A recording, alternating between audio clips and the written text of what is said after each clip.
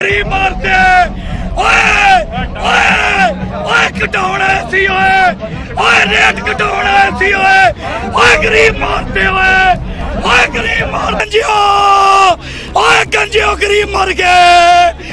अस्सलाम वालेकुम दोस्तों, इस वीडियो में हम देखने वाले हैं कि जो आज यानी कि हुकूमत की तरफ से जो यानी कि पेट्रोल का बम्प यानी कि जो गिराया गया आवाम पर, गरीब आवाम पर, तो आवाम यानी कि सड़कों पर निकल आई। तो आइए देखते हैं क्या सूरत हाल है आवाम यानी कि आवाम का क्या यानी कि वो नारा है, वो किस यानी कि अपने राइट की खातिर यानी कि बाहर निकले हैं। तो आइए सुनते हैं। मारते कटाउणा सी ओए रेट कटाउणा सी ओए गरीब मारते ओए गरीब मार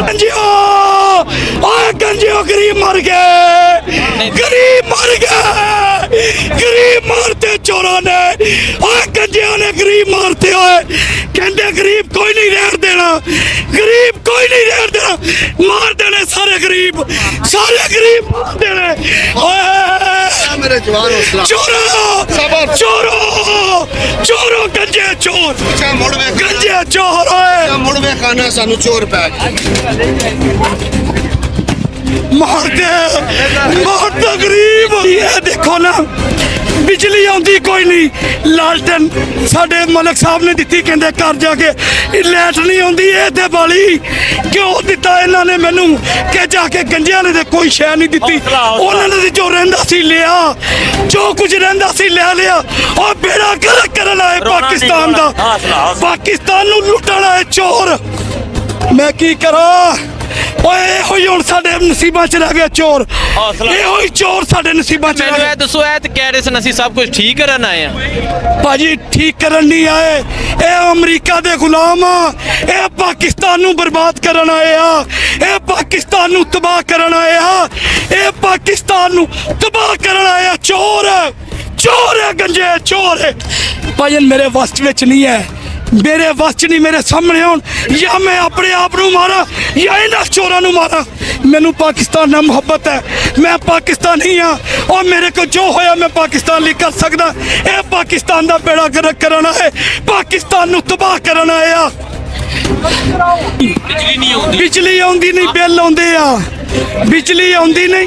मैं भजन 1200 रुपया दिहाड़ी कमांदा, मंडी च मजदूरी करदा, मैं अपने घर का गुजारा करा, मेरा घर किराए ते आ, मैं की करा दसो मैनू, तुसी दसो ना कि मैं की करा। मेरे 5 बच्चे, मैं बच्चों नू खवावां, घर का किराया देवां, बिजली का बिल देवां, मैं की करा 1200 की करा दसो मैनू। ये कहंदे जी खान साहब ने आके खराब की आ, खान साहब मकैनिक है ना, आप ही जाके बंद कर देंगे, आप ही जाके चलाए होंगे आ, बेड़ा गर्क इन्हां दा कीता होया भुगतिया खान ने ना जी, या मेरे मालिक या इन्हां नू पर्दा दे दे। जी आपने सुन लिया है, देखें ये आवाम की ये हालत हो चुकी है। गरीब आवाम क्या करे बेचारी, सड़कों पे निकलना है ना उसने, इसके अलावा तो और को कोई यानी कि हमारे पास तो सवाल है नहीं। गरीब को यानी कि एक लुकमा मिल जाता था रोटी का, वो भी यानी कि इन्होंने छीन लिया, मुझसे वाला इन्होंने। देखें जी ये हालात हो चुके हैं महंगाई के। फिर से इन्होंने यानी कि 20 रुपये पेट्रोल का पंप इन्होंने गिरा दिया आवाम के ऊपर। कमाल है यार ऐसी हुकूमत का यार। आगे सुनिए। ते या सानू पर्दा दे दे, ये असीं ते दुआ रब तो मंगने, या इन्हां नूं मार दे या सानू मका दे। एक जान छुट्टे पाकिस्तान चो गंद मुके, ये गंद कड्डो ओए आवाम नूं, मैं कहना ये गंद कड्डो, इन्हां चोरां नूं कड्डो इत्थों। इक्को ही शेर है पाकिस्तान च जिहदा नाम इमरान खान है, मेरा शेर जिहड़ा पाकिस्तान लई सोचदा। सारे चोर एक पासे, मेरा खान एक पासे, लव यू इमरान खान, पापा शेर ना मंजूर। ये सारे चोर जे अपनी चोरियां बचाने लिए आए आ। मेरा खान पाकिस्तान लिए सोचता, ओदे लिए जान देने लिए, मरन लिए तैयार है। इत्थे अज आए इसे लिए यार 5 रुपये 2 रुपये तेल वधदा सी, बेड़ा गर्क इन्हां दा, रोण लग पैंदे सी। असीं किहड़े पासे जाइए? अच्छा ऐ ते महंगाई कम करन आए सन, महंगाई बेड़ा गर्क करता इन्होंने। चोर सारे लाल है, चोर सारे चोर है, सारे चोर ਇੱਕੋ ਹੀ ਸ਼ੇਰ ਹੈ ਮੇਰਾ ਖਾਨ। ਕੋਈ ਨਾ ਉਹ ਜਦੋਂ ਆਪਣਾ ਕੀਤਾ ਸੀ ਉਹ ਮਹਿੰਗਾਈ ਮਾਰਚ ਹੈ। ਹੁਣ ਜੇ ਅਸੀਂ ਬਾਹਰ ਨਿਕਲਦੇ ਆ ਇਹਨਾਂ ਨੂੰ ਤੜਫਣੀ ਲੱਗਦੀ ਏ, ਇਹਨਾਂ ਨੂੰ ਤੜਫਣੀ ਲੱਗਦੀ ਏ। ਭਾਜਨ ਖੁਦਾ ਦੀ ਕਸਮੇ ਇਹਨਾਂ ਨੇ ਇਹੋ ਜਿਹਾ ਬੰਦਾ ਪਾਕਿਸਤਾਨ ਦੀ ਹਿਸਟਰੀ 'ਚ ਲੀਡਰ ਨਹੀਂ ਆਇਆ ਜਿਹੋ ਜਿਹਾ ਇਮਰਾਨ ਖਾਨ ਆਇਆ ਵਾ। ਮੇਰੀ ਪੂਰੀ ਕੌਮ ਨੂੰ ਹੱਥ ਜੋੜ ਕੇ ਰਿਕਵੈਸਟ ਹੈ, ਰੱਬ ਦਾ ਵਾਸਤਾ ਇਮਰਾਨ ਖਾਨ ਨੂੰ ਬਚਾ ਲਓ। ਇਹਨਾਂ ਨੇ ਇਮਰਾਨ ਖਾਨ ਹੱਥੋਂ ਗਵਾ ਲੈਣਾ ਜੇ, ਫਿਰ ਅੱਖਾਂ 'ਚ ਹੱਥ ਦੇ ਕੇ ਰੋਣਾ ਇਹਨਾਂ ਨੇ। कौन बचाएगा पाकिस्तान? ਇਮਰਾਨ ਖਾਨ ਭਾਜਨ ਪਤਾ ਕੀ ਗੱਲ ਹੈ, ਜਿਨ੍ਹਾਂ ਨੂੰ ਖਾਣ ਲਈ ਲੱਭਦਾ ਜਿਹੜੇ ਉਹ ਚੁੱਪ ਕਰ ਜਾਂਦੇ ਜੇ। ਉਹ ਇੱਕੋ ਹੀ ਇਮਰਾਨ ਖਾਨ ਜੇ ਜਿਹੜਾ ਪਾਕਿਸਤਾਨ ਦੀ ਜੰਗ ਲੜ ਰਿਹਾ, ਪਾਕਿਸਤਾਨ ਦੀ ਬਕਾ ਦੀ ਜੰਗ ਲੜ ਰਿਹਾ। ਸਾਡੇ ਵਰਗੇ ਜਿਹੜੇ ਦਿਹਾੜੀਦਾਰ ਮਜ਼ਦੂਰ ਆਦਮੀ ਆ ਉਹਨਾਂ ਦੀ ਜੰਗ ਲੜ ਰਿਹਾ।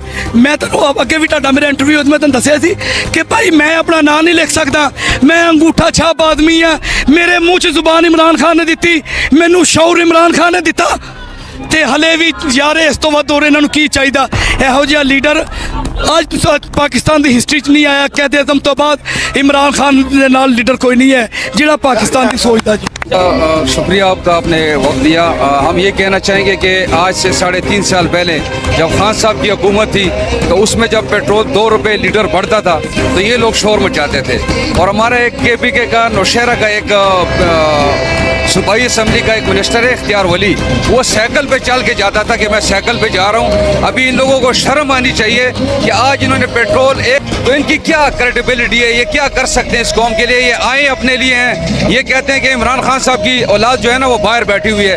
मैं इनसे पूछना चाहता हूँ कि नवाज शरीफ कहाँ हैं, उसके बेटे कहाँ हैं, शहबाज शरीफ के बेटे कहाँ हैं? क्या ये पंजाब के खेतों में काम कर रहे हैं? ये भी तो बाहर बैठे हुए हैं। इमरान खान साहब के बेटे तो ना सियासत से उनका कोई तलक है। खान साहब कहते हैं कि मैं ही हूँ सियासत में, मैं गया तो मेरा रिश्तेदार नहीं आएगा।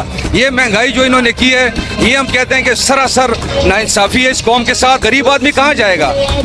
एक आदमी है जो 800 रुपये दिहाड़ीदार है, आज घी जो हमें 600 रुपये किलो मिल रहा है, पेट्रोल 200 रुपये लीटर हो गया है, चीनी का रेट देख लें, आटे का रेट देख लें। तो ये इन लोग ये महंगाई आवाम के लिए नहीं आए, ये सिर्फ अपने केसेस ख़त्म करने के लिए आए हैं, उसमें रद्दोबदल करने के लिए आए कि किसी तरीके से जो हमारे ऊपर ये फ़र्द जुर्म आयद हो रहे हैं इसको हम साइड पे करें। नैब के इन्होंने इनमें तबादले किए हैं, FIA में तबादले किए हैं। इनका मकसद ही सिर्फ अपनी ज़ात के लिए, अवाम का इनके साथ कोई तलक नहीं है इस हुकूमत। कहता हूँ ना कि 800 गरीब की दिहाड़ी है। अब मैं मानता इनको ये कि अगर ये 200 का पेट्रोल करते हैं तो गरीब की दिहाड़ी भी 1500 होनी चाहिए थी। अभी गरीब, मैं तो कहता हूँ कुछ अर्से बाद ये गरीब खुदकशियों पे आ जाएगा, क्योंकि जब बच्चों के लिए आटा नहीं होगा, घी नहीं होगा, चीनी नहीं होगी तो वो फिर देखेगा अपने बच्चों को और वो खुदकशी करने पे मजबूर हो जाएगा। इस गवर्नमेंट का हमें कोई इनसे कोई तवक्को नहीं है कि ये अवाम के लिए कोई रिलीफ ला सके। जी तो भाई इस वीडियो अपने बात कर लिए। इस महंगाई के लिए आप क्या कहना चाहेंगे कमेंट सेक्शन में अपना इजहार ज़रूर ऐड करिएगा। थैंक्स फॉर वॉचिंग, मिलते हैं फिर नेक्स्ट वीडियो में।